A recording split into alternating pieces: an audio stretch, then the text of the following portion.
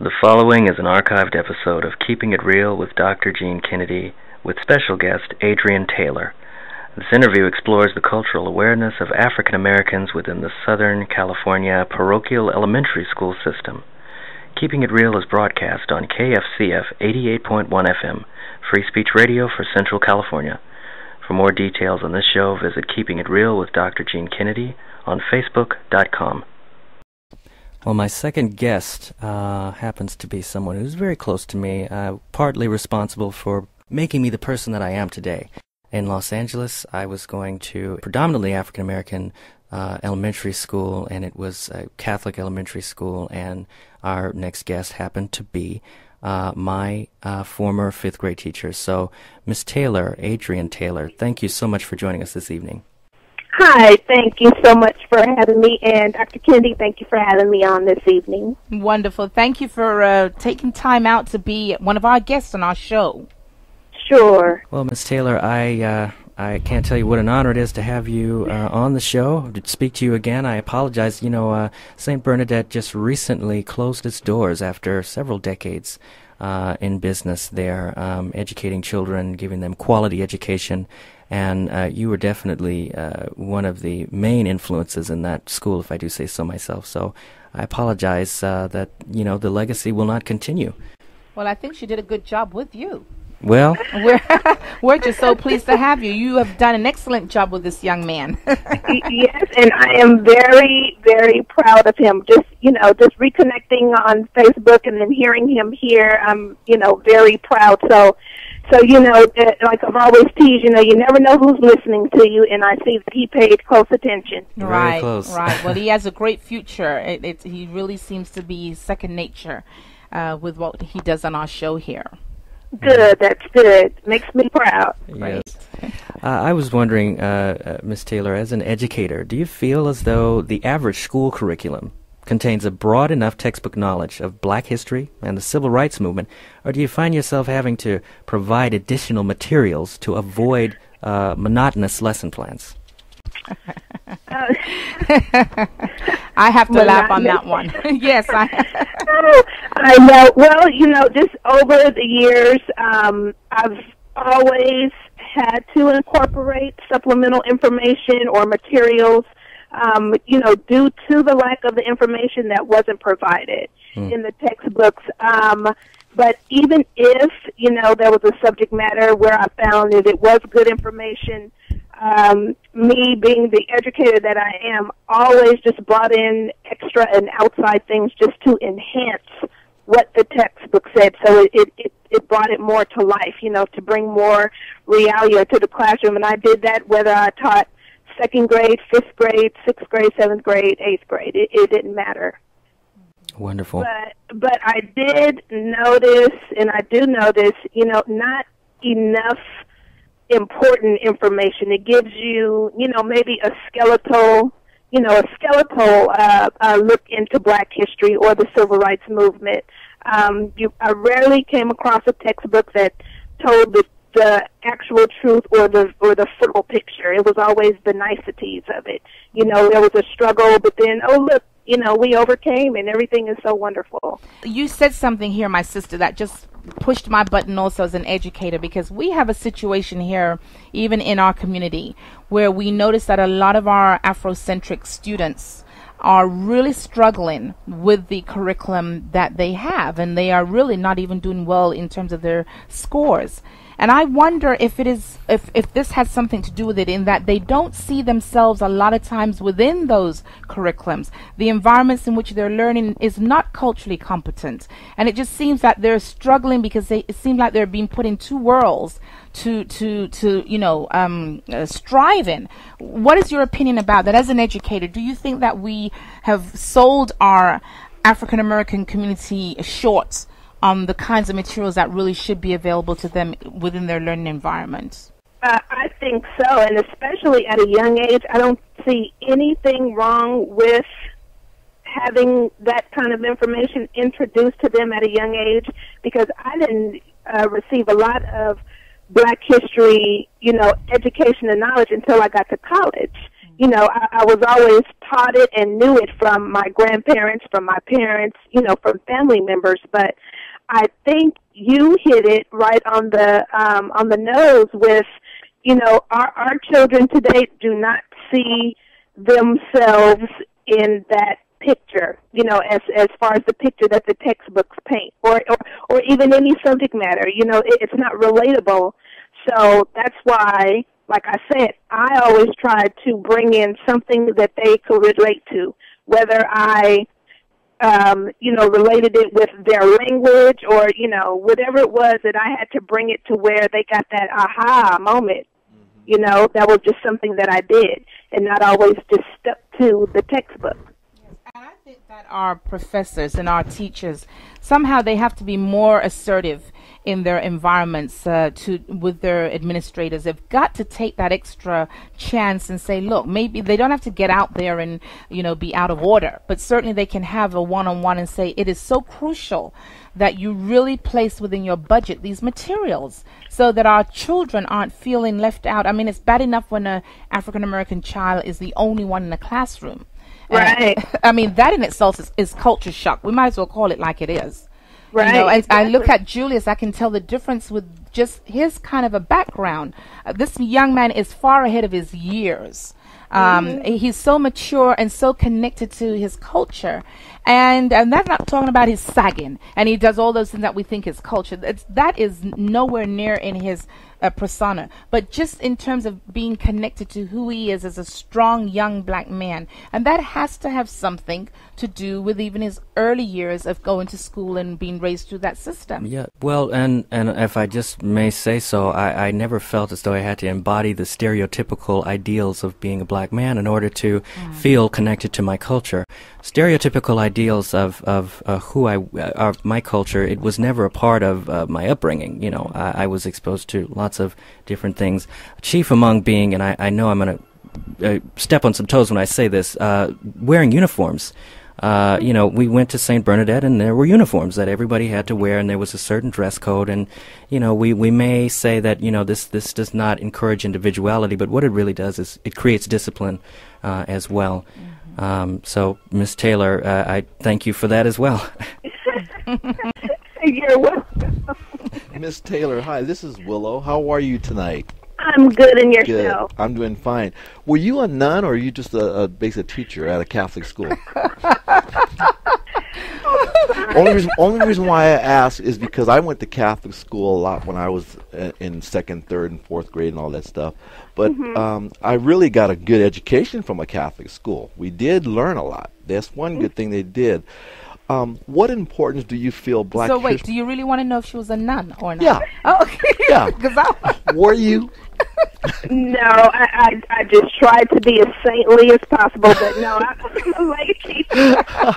Oh, that's good. Wonderful. Because, I had some nuns I had one that was the greatest. I mean, she allowed me to be me. She encouraged me to be who I was, and I really got off on that. Right, yeah, because I went to Catholic school from 1st to 8th grade, and I had nuns and lay teachers, so I had a great foundation, and so obviously that led me to want to educate in that system as well. And you can count on one hand, I know like I can, about the educators who I put at the forefront of my development as a child, and those teachers were very important to me. And what importance do you feel Black History Month serves in our modern day society, if any at all? Well, I think, for one thing, it does get people fired up and proud to be black, but I think it's just for a short period of time. It's not, it doesn't last. The feeling or the proudness, it doesn't last, long enough for me. I wish it was more important to the younger generation and not just during February. Yeah. That's one thing that just, it saddens me. Yes. And to me, like the younger generation, they really don't understand, the struggles that the African Americans have been through and are still going through for, them to even be allowed to go to school. They really don't understand that. they hear it, I'm sure, but, you know, a lot of times it goes in one ear and out of the other. And, you know, it really makes me, you know, sad. Mm-hmm. So, I mean, you know, during Black History Month, it's, you know, yeah, say it loud, I'm Black and I'm proud, but then let, you know, yes. March 1st hit and it's out the window. So true. So are you a strong believer in, like, you know, we have charter schools and specialty schools. Are you a believer? Are you for basic charter schools where kids in the family can make the decision about, like, if a kid wants to go to a broadcast school or to a engineer school type of thing? Specialty education. I see that's coming to play in our society today. It's helping. Well, you know, it all really depends on, you know, the child. You know, because I've experienced, you know, a lot of students who did graduate from us. You know, their high schools, they went to a science math academy, you know, high school where that was the focus, but everything else was there. It really depends on the child, on their level of education, on, you know, what they can handle. Mm-hmm. You know, it's different. I would not, but I don't have any negativity toward it all, you know, but it depends on the child. Okay. Well, you know, and I also think, and I speak now from the perspective as an organizational development person, and I think it really has a lot, charter schools have a lot to do with how the organization is designed, mm-hmm. you know, mm-hmm. And what is their focus? What do they want as an outcome? What is their focus? What is their chain of command? How the organizational structure comes together, because, you know, charter schools, they're very political areas. Very much. And so if you get one that is only going to be there just because they're trying to take away from a school district, that's one thing. But if they're really going to provide quality education, mm-hmm. then that's a whole other thing that's there. And I think sometimes people go into charter schools for the drop of that in terms of, well, we got our own thing, we're independent, we're not accountable to anybody, as opposed to what is the need of the child, how are they meeting the need of the child and the family, mm-hmm. because right. you really get a piece to bring the family as part of those charter programs as well. That's true. Right, because they're popping up all over, and you know, not even to place blame, mm-hmm. but you know, that was, you know, part of, you know, the demise of St. Bernadette School, you know, and then with the economy, you know, we have families, you know, who were losing their jobs, and, you know, free is you know, is more attractive than having to pay. Mm-hmm. But we did have some that left us, that went to a charter school, and that next year, you know, like, oh my gosh, please do you have their spot back, because, you know, A, B, and C happened over there, and, you know, and it just wasn't. You know, so I'm not, you know, saying all charter schools, because there are, you know, some decent ones who have, you know, structure, and, you know, they want to educate the total child. See, and that's the thing. You have to educate the total child, and, you know, that's what we believed in. That's what I believe in. You have to, you know, in every aspect of their life, not just, you know, centering on one specific thing. Mm-hmm. And I take it a step further. I say that education should be holistic, just like how we have holistic health. And exactly. when we're taking care of the person, we're taking care now of the family. You have to find out the family dynamics for the person who's sick. I honestly believe the same thing. If you're educating that child, you have to take the whole family into account. Mm-hmm. You can't just educate the child and then they go back to an environment that is not holistic for them. So that's the paradigm that I would, you know, encourage us as educators, that if you're going to educate anyone in the family, it's got to be a family connection, and find ways of incorporating. Just don't wait for the parents to come when it's parents' time, but they should be part of everything that's going on, so that everyone is growing holistically in that regard. That's true. In your opinion, does the media's interpretation of African Americans have a positive or negative impact on the self-esteem of children within our culture? I think the media's interpretation, I mean, it's 50-50 for me. You know, some things that are glorified shouldn't be glorified, and, you know, those things that should aren't. So to me, it kind of, you know, it isn't on one hand, and and it isn't on the other.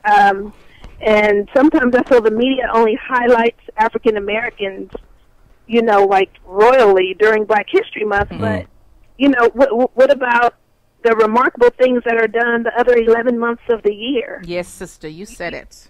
Because then, that leads, an impressionable child to think, we are great in February, but, we can fart off for the rest of the year. Because I even had a student come to me maybe about 6 or 7 years ago, and a topic we were talking about, African Americans, how important, and he came up to me and he said, Miss Taylor, is it okay for us to talk about that because it's April? Oh my goodness. Isn't that something? So we're already training our kids to think a certain way. Right. I mean, but with the media, I think it should be, more positive shows showing us in a more positive light. I think there are a lot of remarkable children and youth who are doing remarkable things, and instead of just highlighting them all, within February, do it all the time. I agree. I agree 100%. I do have a couple of more questions here for you, Ms. Taylor. Do you feel that indirect racism or bigotry still plays certain roles in our education systems or job markets? Racism, yes. In the job market, and I'm saying that now, because of the closing of the school, I, have been unemployed since June, and, just consistently looking, and, you think you're coming close, but I have experienced, and some of my former colleagues have experienced, racism in the job market, but it's racism with us against each other. And particularly, like they feel threatened, get an interview. One of my former colleagues got an interview. They wanted her to teach a sample lesson. She did it off of the top of her head. They were floored, mouths open. They were very, like, oh my goodness, we haven't seen it done like this. That was remarkable. And she, 25 years of experience in education, and we'll call you. And they never called her. And, they were African American as well. They, they feel threatened, and I don't see why. I'm not coming in to try to take your job. I need a job. Well, sister, and I find that, us within ourselves, you have other cultures who are, maybe in the school system or employed somewhere, and they'll, talk theirs in. And it's like we see us coming, oh no, she may take my job, or she, and it shouldn't even be about that. So that's the racism that I see and have experienced is us against us, which is sad. And you see, that's that psychological piece. It is our oppression. It's our own internalized oppression that causes us to look at each other and feel threatened by each other. We would think that because we're going up the academic ladder, because we're well learned or we have the experience, that we would be bringing that into an area. Instead of that, we would weaken what we have. I see that around. I know exactly what you're saying, my sister. I hear people around me who are having to look outside of their own work environment. I can say for myself too that it's like the community doesn't have the capacity to uphold the brilliance and the expertise and the experience that you have. So you have to end up going out of your own environment. All that does is weaken the environment. What they should be doing is embracing that. Don't be, as they say, don't be hating. But I don't know what that is. I mean, that's what the young people say. Don't be hating.